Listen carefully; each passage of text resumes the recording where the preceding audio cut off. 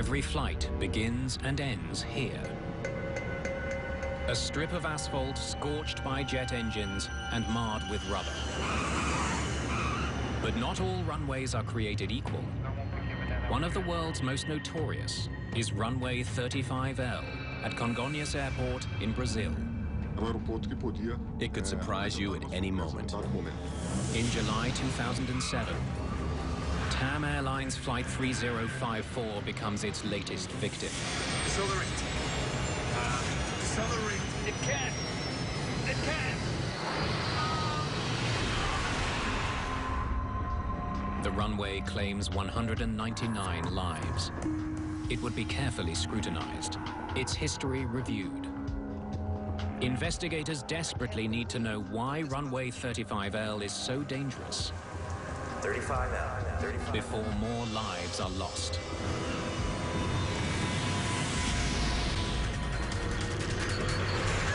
Mayday.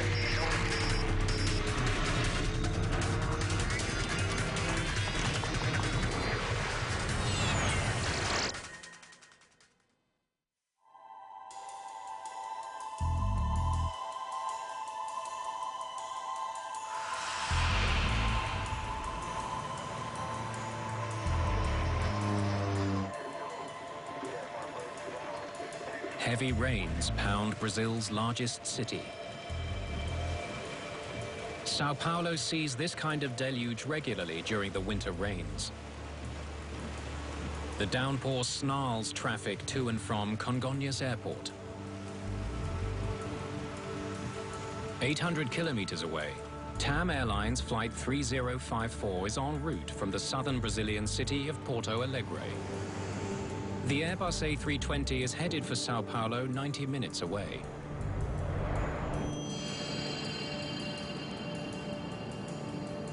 For the 181 passengers on board, it's a routine domestic flight.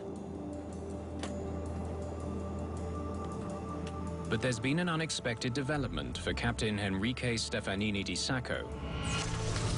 He and his first officer, Kleiber Lima, have just learned that the heavy rain has temporarily shut down runway 35L, the main runway at their destination. Did they say when it would reopen? No. Let's prepare an alternate just in case. Ladies and gentlemen, it looks like due to the weather, we may not be able to land at Congonhas as planned. I will keep you advised as I get more information.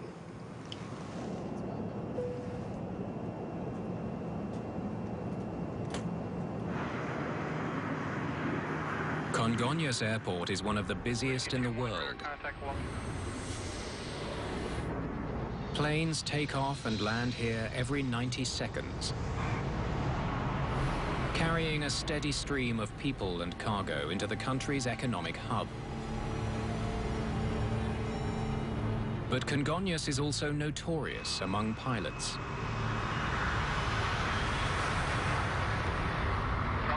The airport lies in the heart of the city, crowded on all sides by apartment buildings, offices, and roadways.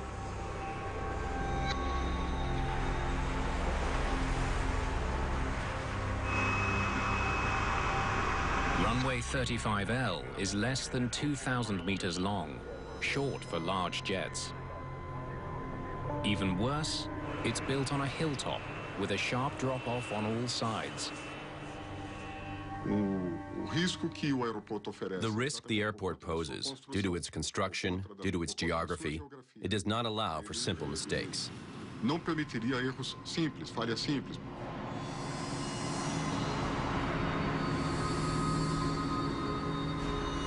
Captain Carlos Camacho is the flight safety director of the Brazilian Pilots Union.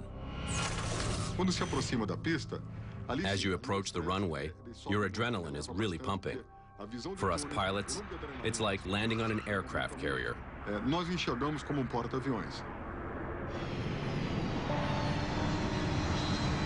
It makes Congonhas one of the most treacherous airports in the world.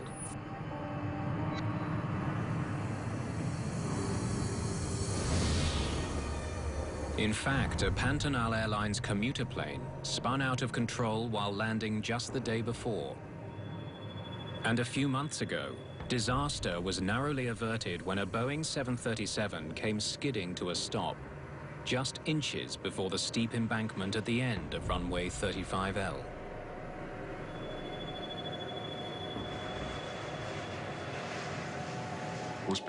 When pilots begin landing at Congonhas, they're more worried than when operating at any other national airport.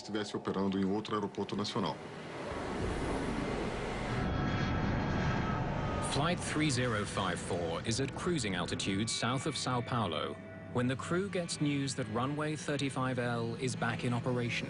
3054, 35L is the active runway. There's no need to divert. Ladies and gentlemen, this is your captain speaking. I have some good news for you. The runway at Congonhas has reopened. We'll arrive as scheduled shortly before 7 p.m. The relief of the passengers is not shared by the pilot. Stefanini has an additional challenge on this flight. Remember, we only have one reverse, sir. Yes. Only the left. He will have to land at one of the world's most challenging airports, with less than the usual amount of stopping power. One of the Airbus's 2 thrust reversers isn't working. The devices are designed to slow the aircraft on landing by reversing engine thrust. If I was the pilot that day, I would be extremely concerned knowing that one of my reversers wasn't functioning. TAM 3054, 35L, clear to land. Stefanini will be landing on the infamous runway 35L. The runway is wet and it's slippery. The wind is 330 at 8 knots. The crew was informed of poor braking conditions on the runway. The Airbus is on final approach. Even though the autopilot could get the plane to the runway, the captain decides to take over the controls himself. Land green, manual flight. He wants to bring the plane in as close to the runway threshold as possible. He needs every inch of runway he can get. 35L, 35L. The concern was that after touching down, the pilots needed to be sure that they would be able to stop their plane before the end of the runway. The passengers only know that they'll soon be landing.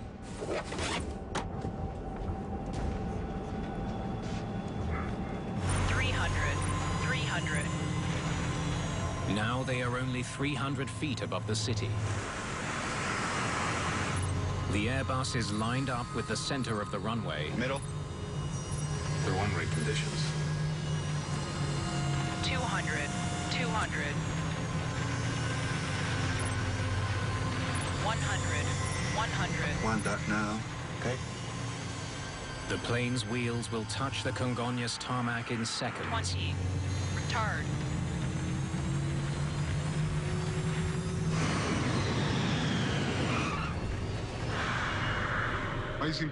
As the plane touches down, their worries about landing are only just beginning. Captain Stefanini applies reverse thrust to the A320's only working reverser.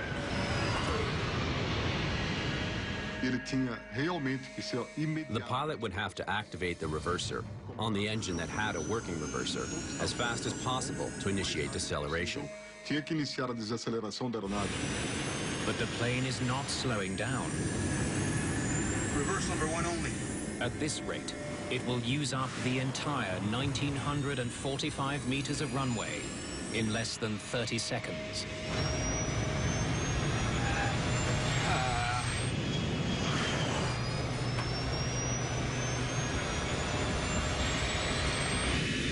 Decelerate. It can't! The pilots operated the foot brakes with the pedals, pressing on them for a long time. Look at this. Now, Look at this. the aircraft mysteriously pulls to the left. Turn! Turn! It's almost as if it has a mind of its own. Oh my God! Oh my God!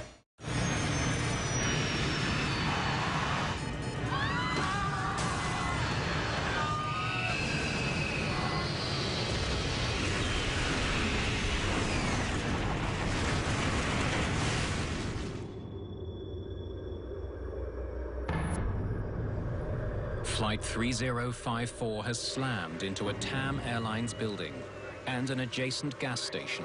Nearly 200 firefighters descend on the scene. They face a raging fuel fire, burning at almost 1,000 degrees Celsius.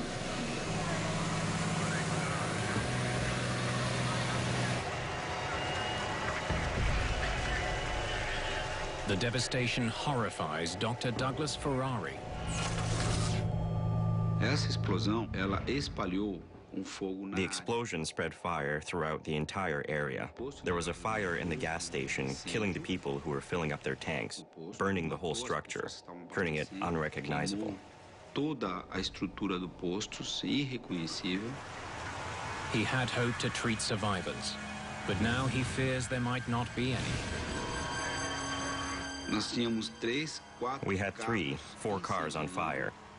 In one of these cars, I saw a mother with her child, uma mãe, dead. criança morta. The entire plane is engulfed in flames. There's little hope for anyone inside.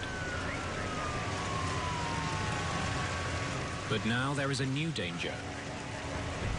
Huge quantities of fuel in the storage tanks beneath the gas station could blow up at any moment. Quando o avião bateu, ele The aircraft broke its wings on impact jogou combustível and spilled fuel throughout the entire area. região, o local. E havia risco naquele momento. There was a risk of the gas station exploding. Posto de gasolina.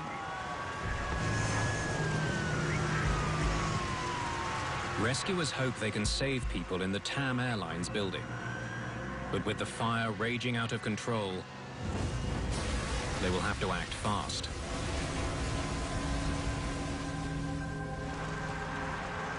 Então a gente conseguia retirar. We tried to rescue the people from inside the building. Estava naquela adrenalina. I was anxious to help them. De atender as pessoas.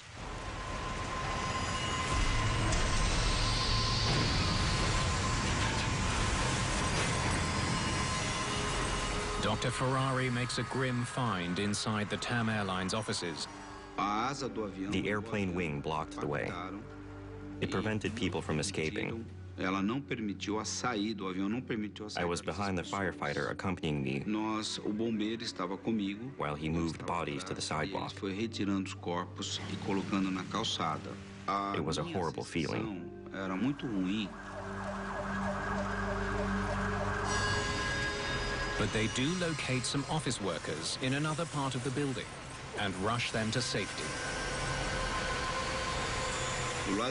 On the right side of the building, where there was no obstruction, there was time for people to get out. About 10 or 20 people made it. No one in the aircraft has survived. 199 people are dead, including a dozen people in the gas station and the TAM building. It's the worst aviation accident in South American history. The black boxes will not last long in the heat! Lieutenant Colonel Fernando Camargo is an accident investigator with CENIPA, the country's aviation safety agency. In modern aircraft, the recorders are the core of any investigation. So when we arrived at the crash site and we saw that strong fire, we got really concerned about the integrity of the data. He knows the intense heat could already be damaging the plane's data and voice recorders. Valuable evidence that could help explain the crash may already be lost. Colonel Camargo and his team know that just the day before, another plane slid off runway 35L. We knew that we would have to run a complete investigation on the runway. If a rain-slicked runway caused this crash, disaster could strike again soon. The pressure is on to figure out exactly what happened to Flight 3054. I knew that there was a video from the surveillance system. That's the time of the accident. That must be it. The airport surveillance system captured the doomed Airbus speeding down the runway. This video could solve a lot of issues. Let's see it again, please. But the crash was outside the range of the cameras. Can we look at this from a different angle? Even without the crash on tape, the video could hold important clues. Do you have tape of other A320s landing? Okay, go ahead and play it now. We compared these time frames from one aircraft to another.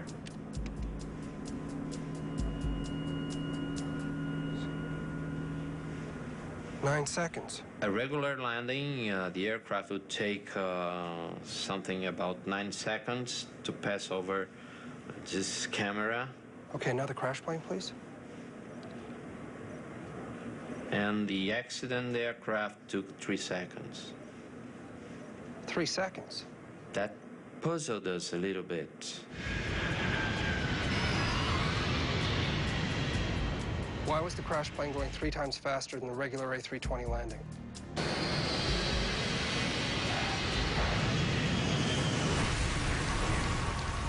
Four hours after the accident, firefighters are still battling the intense blaze.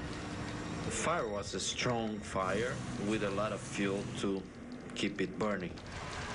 Camargo is desperate to gain access to the tail section, which contains the 2 black boxes. They concentrated the fight in the rear of the aircraft. Finally, firefighters beat back the flames enough to get at the recorders. But it may be too late. They can be submitted to fire till a certain temperature. After that, there's no guarantee that data will be preserved. The recorders will be sent to Washington to be examined at the National Transportation Safety Board.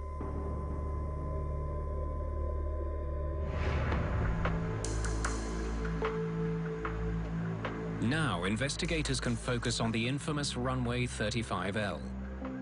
They examine the surface for clues that might explain why Flight 3054 went so badly out of control. We walked through the runway, searching for evidence, marks of the aircraft, the point where it veered off the runway.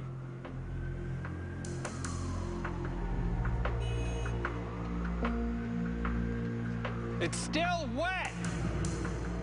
The water is pooling, creating puddles. That shouldn't happen on a modern runway. When this water gets in contact with the landing gear, the tires, it can generate what we call hydroplaning. And this is a problem because a pilot will have little or no control of his aircraft.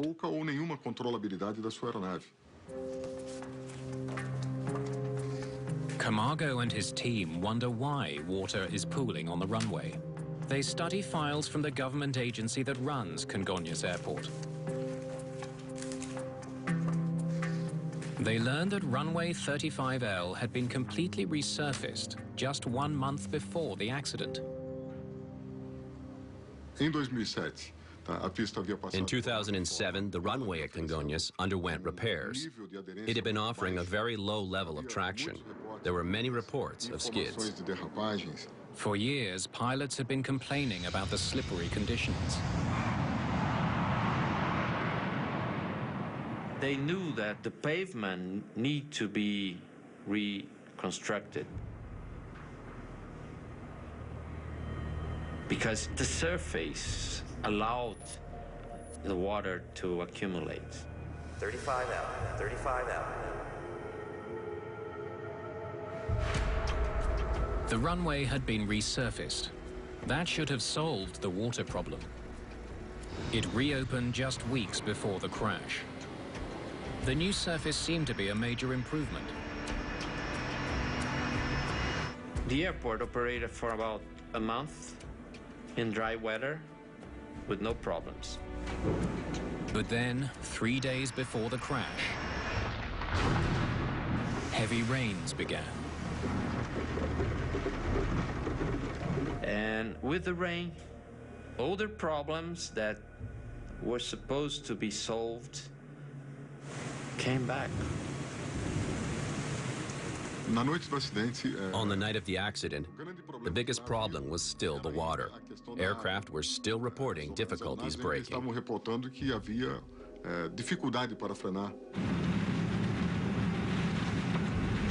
wet and it's slippery.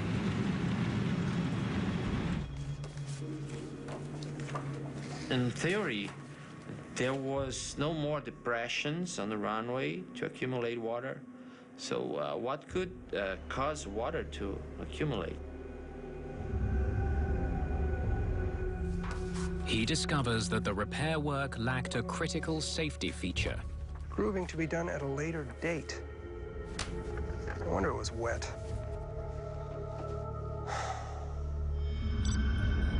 Special grooves that carry away rainwater. Without them, rain would collect in puddles. The repairs still lacked the necessary upgrade. It was very difficult to interrupt the operation of the main runway in order to install the grooves.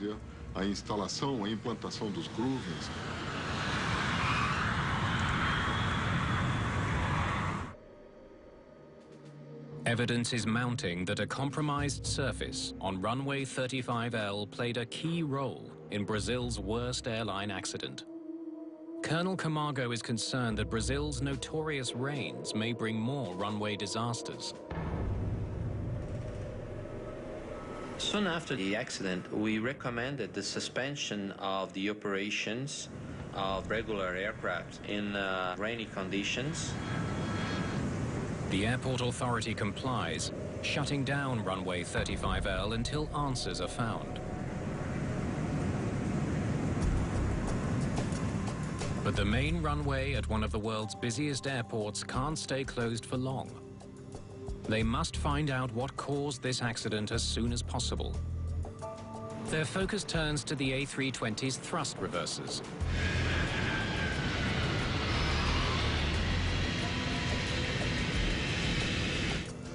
The plane's maintenance records reveal why only one of them was working. 4 days before the crash, mechanics deactivated the right engine's thrust reverser for routine maintenance. Check A3 found. But the aircraft had then flown without incident for 4 days. Action required. Not only had the plane landed repeatedly with one thrust reverser, it had even landed safely on runway 35L.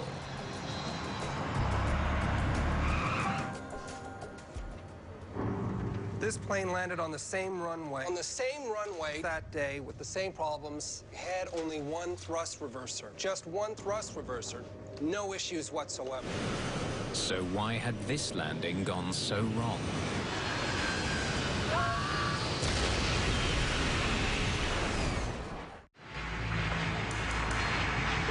Colonel Fernando Camargo travels to Washington, D.C. Technicians at the National Transportation Safety Board will help him try to recover data stored in Flight 3054's badly burned flight recorders.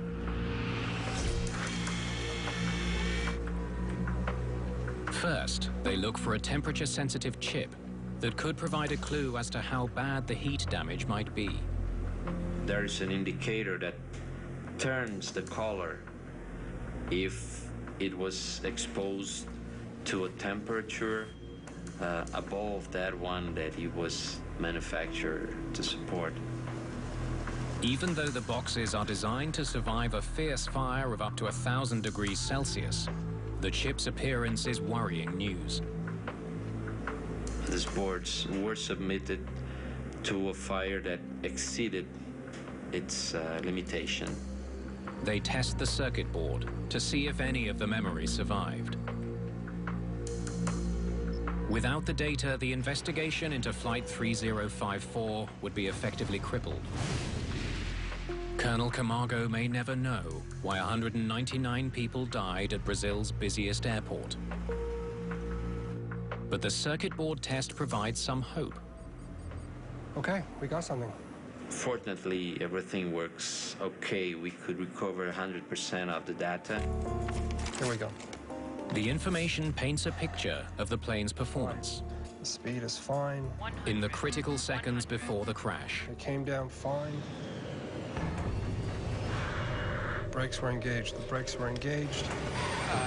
The data confirms that the foot brakes were working properly and that the A320 did not skid or slide.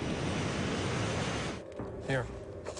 Then Camargo discovers that the plane's two engines were inexplicably operating against each other. Engine 1. The plane's left engine was in reverse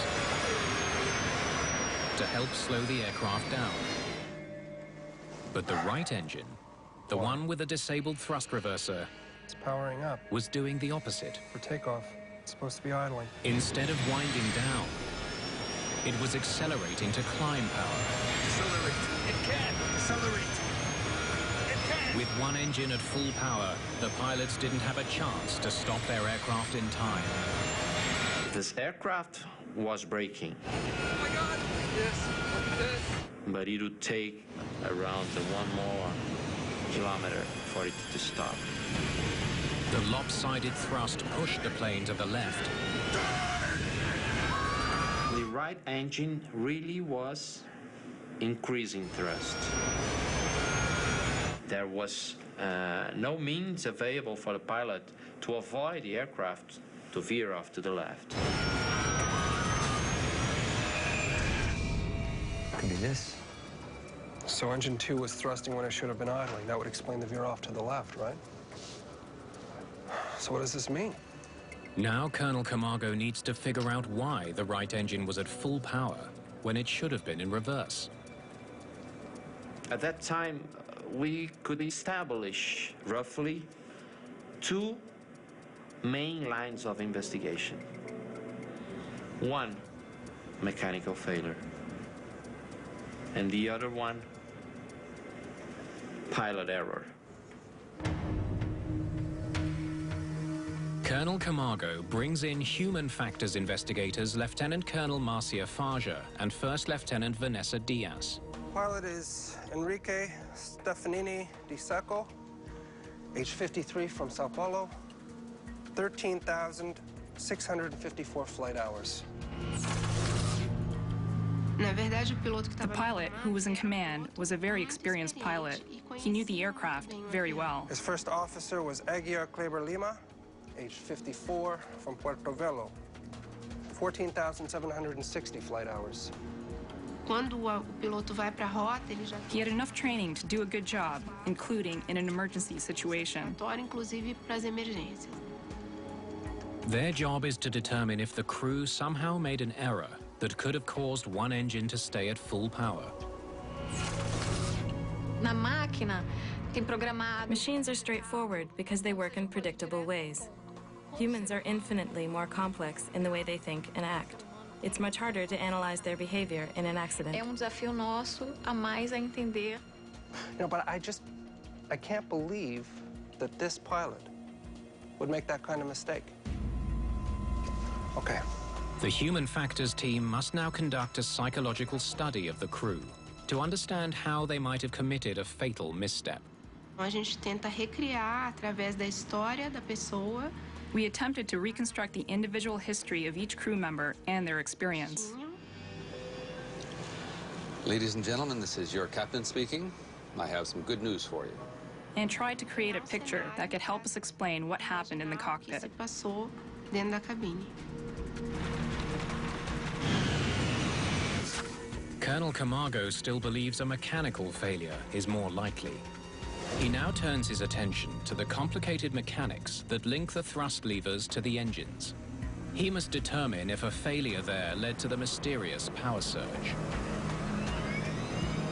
We began studying this thrust system, each and every component of the system, from the lever to the engine. We've been through it. We know it's not the FADEC. There's nothing wrong with the engines. That leaves only one component that could have caused the problem. The mechanism that links the throttles to the engines, a device called an artificial feel unit, or AFU. Investigators wonder if that device failed, leaving the engines at full power even though the pilots set the lever to idle. But such a failure is highly unlikely. It's really a remote possibility.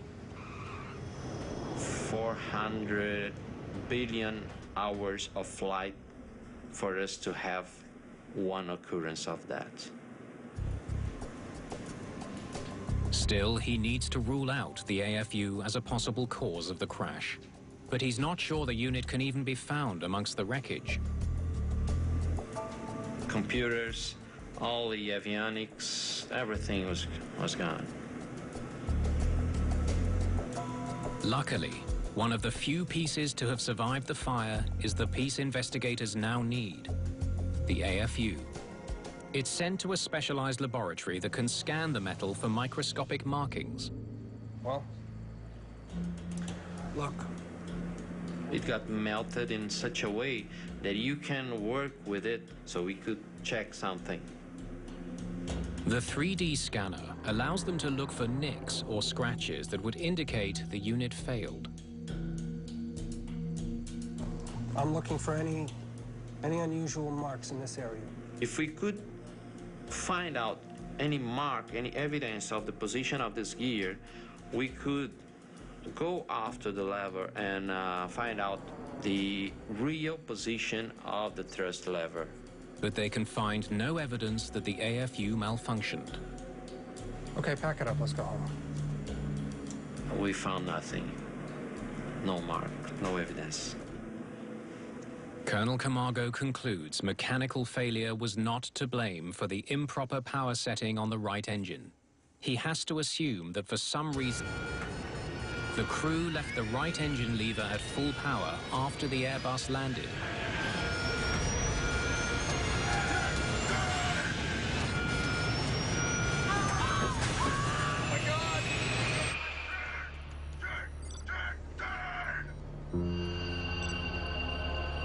Back in Sao Paulo, the Human Factors team turns to the cockpit voice recorder, or CVR. I have some good news for you. The runway at Congonhas. They need to understand the pilot's state of mind as they approach Sao Paulo the night of the crash. The CVR enables us to get an idea of the interaction between crew members. They learn that Captain Stefanini was quite concerned about the runway conditions. Ask him about the rain. The runway conditions. Is the runway slippery? TAM on final approach. 2 miles away. Could you confirm conditions? It's wet and it's slippery, 3054. Wet and slippery. The pilot is already tense, and then he finds out that runway conditions are worse than usual, slippery and rainy. The tension can affect the pilot's perception, his concentration. 35 out, 35 out. It now appears that Stefanini's anxiety about 35L, and not the runway itself, was the main cause of this crash. Camargo now focuses on the crew's actions. I think it's ready, sir. Thank you. He needs to understand how the power levers were handled before the crash. Using data from the flight recorder, investigators focus first on the landing just prior to the one at Congonhas. We discovered that the same pilot, the captain, was the one operating the aircraft in the previous land and in Congonhas.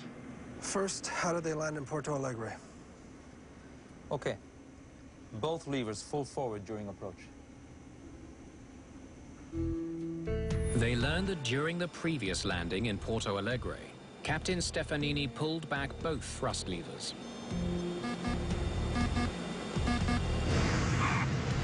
Exactly the right procedure for landing with only one reverser. And now, both levers to reverse. At the time of the accident, the correct procedure was for the pilot to take both throttles to idle and both throttles to reverse, as if you had no problem with the reversers. They've established that Captain Stefanini carried out the correct procedure for landing with one thrust reverser on the day of the crash.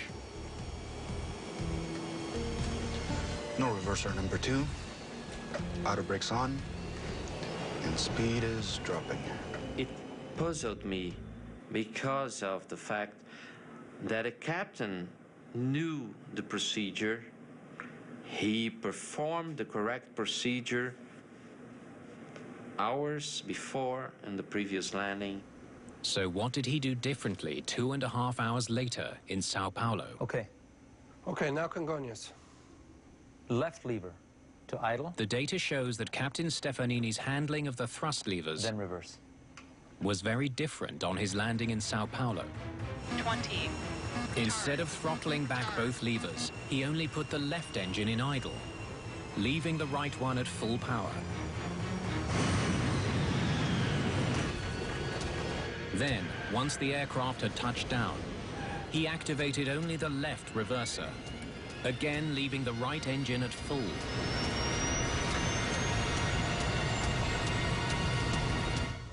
That is quite different. I don't get it. How could a guy that knew the aircraft, that knew the correct procedure, that executed a correct procedure, how could he do something different? It doesn't seem to make sense. We could really use your help on this. Until Camargo enlists the help of another pilot. It's only then that he discovers an important detail that could explain what the captain did. It turns out there was an older, outdated procedure for landing an A320 with a single thrust reverser. Could you demonstrate it for me, please? It starts out the same, but then there's an important difference.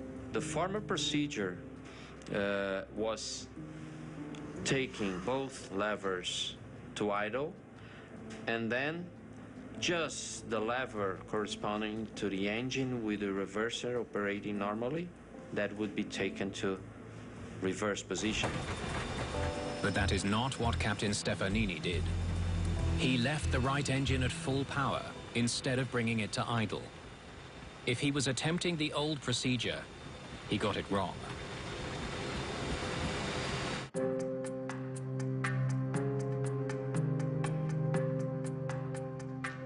Investigators learn that Captain Stefanini would not have been the first pilot to make that mistake. There had been several accidents around the world. The cause was identical. Pilots mishandling the procedure for landing with a disabled reverser, inadvertently leaving one thrust lever at full power. That old procedure led pilots to error. Airbus finally modified the procedure to reduce the risk of precisely that error. The manufacturer changed the procedure and determined that both levers would come down together to the idle position, and then, right after touching the ground, both would come down to the reverser position. Captain Stefanini was familiar with both the old and the new procedure for landing with a disabled reverser. It now seems on Flight 3054 he may have tried to use the old one. The question for investigators is why?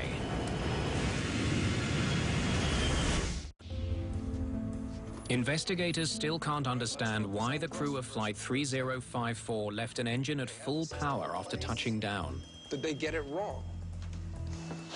But after interviewing other pilots, they do understand why using the older procedure would have made sense that rainy day at Congonhas. It would bring the plane to a stop much more quickly than the new one. That could explain why the captain would go for the former procedure that he knew that was more efficient than the current one. Investigators theorize that in reaction to deteriorating conditions at Congonhas, wet runway, one reverser. I'm going to buy us some runway and use the old procedure. he was trying to ensure that he'd have as much distance as possible to stop on the notorious runway 35L. But he made a costly error. Under those circumstances... Remember, we only have one reverser. We have one reverser, manual flight, wet, slippery. One reverser, manual flight. It is completely understandable that he had tried a former procedure and under such a pressure made a mistake.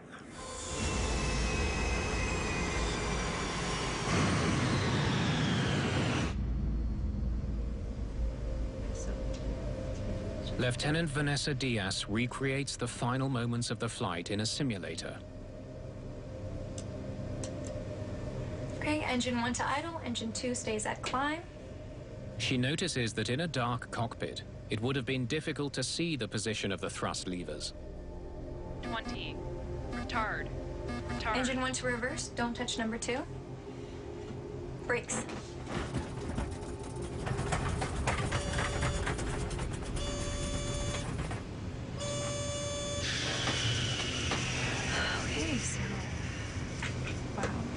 No simulador, nós temos como programar todas. In the simulator, we were able to program in every known factor.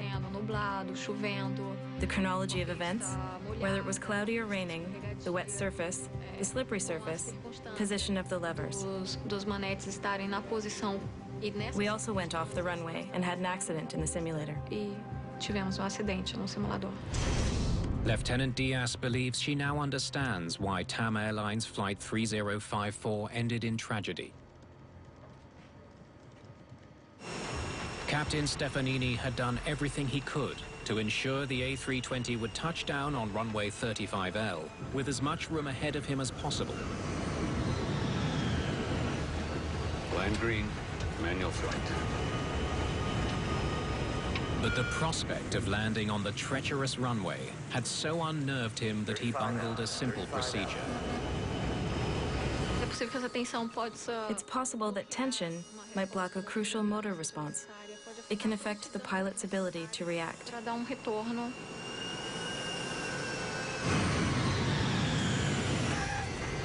There was no alarm to warn them that one engine was speeding up while the other was in reverse. First Officer Lima tried to figure out what was going wrong. Decelerate. But in a dark cockpit, It can't. overwhelmed by a landing going badly, he didn't notice the abnormal thrust lever settings. Decelerate. Decelerate. Pilots were unable to understand what was happening to their aircraft. Conseguindo perceber o que estava acontecendo na aeronave. Look at this. A runway with a dangerous reputation so unnerved a crew that they made a mistake that ended up killing 199 people.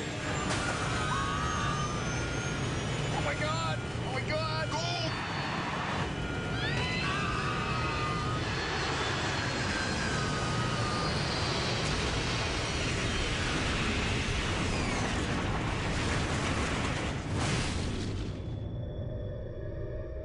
Since the crash of Flight 3054, the runways at Congonhas have been grooved and are regularly inspected. New rules are in place dictating wet weather landing procedures. In rainy weather, you need to have all of your reversers operating. But despite these efforts to improve safety at Congonhas, many pilots doubt it's any better. Congonhas is not safer today. It continues to be a dangerous airport. Only a total ban on operations in wet or rainy conditions would improve the safety of this airport. What's clear is that even today, 35L is a runway that cannot shake its deadly reputation. 35L, 35L.